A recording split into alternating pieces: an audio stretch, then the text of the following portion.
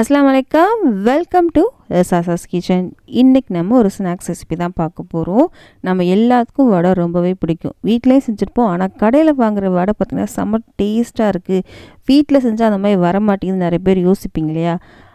நான் சொல்கிற மாதிரி செஞ்சு பாருங்கள், அப்படியே கடையில் வாங்கின மாதிரியே இருக்கும். இப்போ மழைலாம் பெஞ்சிட்ருக்கு, வடையெல்லாம் சுட சுட சாப்பிட்டா சூப்பராக இருக்கும் இல்லையா? இந்த மாதிரி வடை ஒரு தடவை ட்ரை பண்ணி பாருங்கள். பருப்பு வடை சூப்பராகவே இருக்கும். இப்போ வாங்க எப்படி பார்க்கலாம். நான் அன்றைக்கி கடலப்பருப்பு இருக்கு இல்லையா, அதான் ஊற வச்சுருக்கேன். இதை ரொம்ப நேரம்லாம் ஊறக்கூடாது.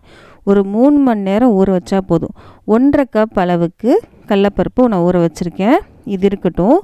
இப்போது ஒரு மசாலா அரைக்க போகிறோம். ஒரு மிக்ஸி ஜாரில் ஒரு 1/2 டேபிள் ஸ்பூன் அளவுக்கு தனியா, ஒரு காஞ்ச மிளகா, இதோட ஒரு 1/2 டேபிள் ஸ்பூன் அளவுக்கு சீரகம், இதெல்லாம் சேர்த்து கொஞ்சம் குறைன்னு அரைச்சிட்டு வந்துடலாம். உங்களுக்கு காரம் ஜாஸ்தி வேணுன்னா 2 வரமிளகா சேர்த்து கூட நீங்கள் அரைச்சிக்கலாம்.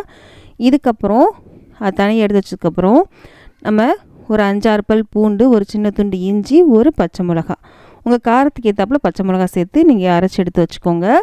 இதுக்கப்புறம் நம்ம ஊற வச்சுருந்தோம் இல்லையா கடலப்பருப்பு, அதெல்லாம் மிக்ஸியில் சேர்த்துட்டேன். இதில் கொஞ்சம் கடலப்பருப்பு மட்டும் தனியாக எடுத்து வச்சுருக்கேன். இதை கொஞ்சம் குறைன்னு அரைச்சிட்டு எடுத்து வச்சுருக்கேன் பாருங்கள். இதுக்கப்புறம் நம்ம அரைச்ச மசாலாலாம் அதில் சேர்த்துடலாம். ஃபஸ்ட்டு இஞ்சி பூண்டு பச்சை மிளகாய் அரைச்சோலே அதை நம்ம சேர்த்துருக்கோம். இதுக்கப்புறம் கொஞ்சம் குறைன்னு அரைச்சி வச்சுருந்தோலே அந்த மசாலா சேர்த்துக்கலாம். இதுக்கப்புறம் நம்ம சேர்க்க வேண்டியது என்னென்னா, நம்ம எடுத்து வச்சுருந்த கடலப்பருப்பு,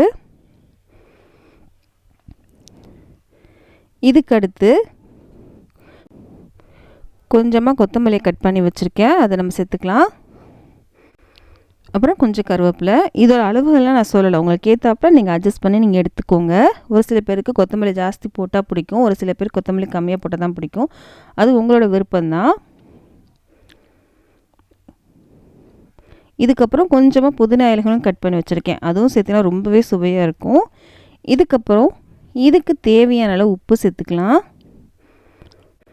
1.5 கப் கடலப்பருப்புக்கு நான் அன்றைக்கி ஒரு பச்சை மிளகா, ஒரு காஞ்ச மிளகா, 2 மிளகா தான் நான் எடுத்திருக்கேன். உங்களுக்கு வேணும்னு நினச்சிங்கன்னா, இன்னும் காரம் ஜாஸ்தி வேணும்னு நினச்சிங்கன்னா நீங்கள் இன்னும் கொஞ்சம் கூட சேர்த்து நீங்கள் அரைச்சிக்கலாம். இதுக்கப்புறம் ஒரு பெரிய வெங்காயத்தை நான் கட் பண்ணி வச்சுருக்கேன், ரஃபாக தான் கட் பண்ணி வச்சுருக்கேன். இதையும் நம்ம சேர்த்து நல்லா கலந்து விட்டுக்கோங்க. பருப்பு அரைக்கும் போது கொஞ்சம் கூட தண்ணி இருக்கக்கூடாது, ரொம்ப ரொம்ப முக்கியமான ஒரு விஷயம். வெங்காயத்துலேயும் தண்ணி வரும், நம்ம பிசைய நமக்கு வெங்காயத்துலேயும் தண்ணி வரும் இல்லையா? அப்போ உங்களுக்கு பருப்பு தண்ணியாக அரைச்சிருந்திங்கன்னா உங்களுக்கு சொதன்னு ஆயிரும். முடிஞ்ச அளவுக்கு நல்லா கெட்டியாக அரைச்சிக்கோங்க. தண்ணியே சேர்க்காமல், தண்ணி கொஞ்சம் கூட இல்லாத மாதிரி நீங்கள் பருப்பு அரைச்சிங்கன்னா உங்களுக்கு இந்த பதத்துக்கு வரும். பார்த்திங்களா, நமக்கு சூப்பராக வந்துருச்சு. நமக்கு தேவையான சைஸ் எடுத்து நம்ம வடை தட்டிக்கலாம். இங்கே பாருங்கள், வடை தட்டியாச்சு. இப்போது கடாயில் எண்ணெய் சேர்த்து நான் சூடு பண்ண ஆரம்பிச்சிட்டேன் முதவே. இப்போது எண்ணெயும் சூடாகிடுச்சு, இதில் நம்ம சேர்த்துடலாம்.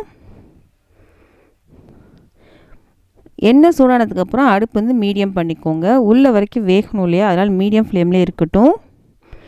ஃபுல்லாக வச்சிங்கன்னா சீக்கிரமாகவே கலர் உள்ளே வேகாது. அதனால் முடிஞ்ச அளவுக்கு நீங்கள் மீடியம் ஃப்ளேம்லேயே வச்சு நீங்கள் பொரிச்சிடுங்க. நான் பெரிய கடாய் அப்படின்றதுனால இந்தளவுக்கு நான் சேர்க்குறேன். நீங்கள் சின்ன கடாய் இருந்தால் உங்கள் அதுக்கேற்றாப்புல நீங்கள் சேர்த்துக்கோங்க. ரொம்ப சேர்த்திங்க அப்படின்னா உங்களுக்கு கரெக்டாக வராது. இந்த கடாய்க்கு நான் ஒரு 7 வடை சேர்த்துருக்கேன். இந்த கடாய்க்கு நான் 7 சேர்த்துருக்கேன்.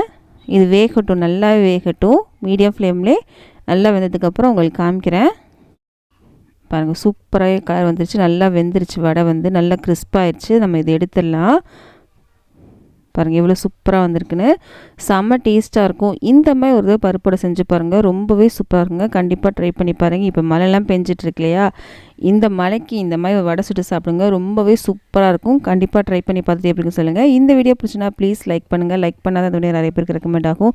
நிறைய பேர் இன்னும் சப்ஸ்கிரைப் பண்ணாமல் தான் பார்த்துட்ருக்கீங்க. ப்ளீஸ் சப்ஸ்கிரைப் பண்ணுங்கள், அது கொஞ்சம் மோட்டிவேஷனாக இருக்கும். நம்ம அடுத்த வீடியோவில் சந்திக்கலாம்.